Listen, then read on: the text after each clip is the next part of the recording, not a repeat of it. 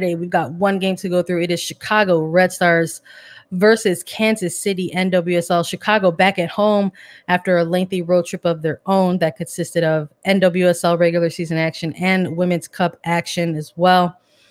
Taking on Kansas City NWSL, who are coming off of a win themselves. So a little bit of a different team coming into Chicago. This is going to be their second meeting of the regular season.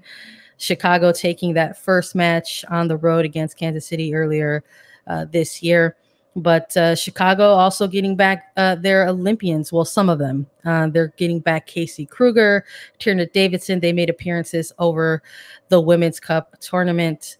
Listen, they are still out with a knee injury and an injury update for Julie Ertz out of Chicago via U.S. Soccer is that Julie Ertz is actually dealing with a hamstring injury and a lower back issue as well. So she is going to be week to week.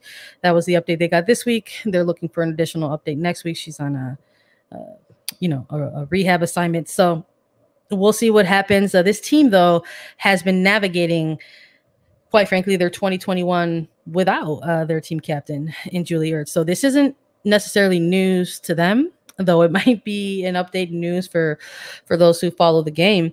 But in terms of these two teams going head to head on Saturday, Lisa, who are you looking at? Who are you picking and why? Well, Kansas City coming off their Wednesday match, now quick turnaround on Saturday, just 2 days in between. Now they are coming off of a win. Great job, KC. However, this is their third game in 8 days. They're traveling to Chicago, so Chicago will be at home at SeatGeek Stadium. Chicago now with their Olympians back, like you mentioned, Sandra, with Casey Kruger, Tierna Davidson. That adds some star power for them, especially in the back line, which is an area that they've honestly been lacking. Chicago's been in a bit of a rut over the last few weeks. They lost their last game technically to PSG, not an NWSL regular season game, but they lost to PSG. They tied their last NWSL game to Louisville, ultimately losing that one in penalty kicks. They lost to North Carolina. They lost to Orlando. They haven't won a game since August 1st. Versus Washington. That's a bit of a rut for Chicago. Now with some of these stars back and maybe even, I don't know if Julie Ertz is hanging around the training facility, if she's getting her treatment in Chicago, but I think to have the Olympians back, even just in training, even just in the locker room, even just involved in the conversation around the games that are coming up in the regular season for Chicago, helps these Chicago players. Watt has been coming alive in the second half of games. It's taking her a little bit in gameplay to find her rhythm and progress throughout the game as it goes on. Can she get started earlier in the match? Can her and Malpew link up, start a game really strong, get on the front foot? I think if Chicago can score first in the first 15 minutes of this match against Kansas City, it will put them in a better position to win this one. Now, Kansas City, they are going to put up a really, really big fight, especially defensively. They now have AD Franch in goal. They have Katie Bowen, who's done a tremendous job slotting into that number 6 defensive midfield position. This game, I am so intrigued to watch it. I think will be really, really tight. I think Chicago could get back on their winning streak, though, with this game. Getting it past France is going to be really tough, but I see Chicago winning this narrowly, 1-0, narrowly.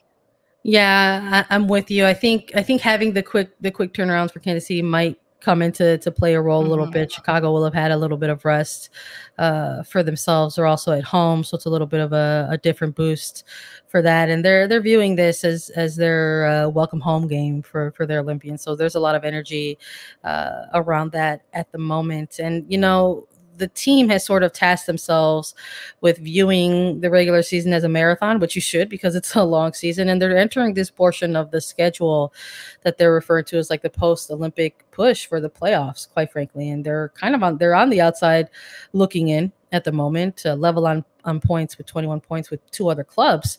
But, those head-to-heads, those goal differentials, those tiebreakers are starting to come into play. So I would imagine that they're looking at this particular match and viewing this as an absolute win for them, that they have to come out with points in this game, because moving forward with their remaining matches, every point is really going to count in terms of how the playoffs sort of shake out. So we'll see what happens. I do think this one could be won by Chicago. I also agree that it could possibly be a narrow one, because quite frankly, both of these teams, as they're meeting for the second time this year, are not really in the same positions where they were when they met previously. Chicago was still trying to figure things out, generate their offense and their attack, and Kansas City was struggling, and they're struggling still, but in a different way, where they're kind of coming out and playing some different types of soccer and getting some different types of results in their second half of the season. So I'm going to go for Chicago with this one, but I think a lot of it's going to have to do with how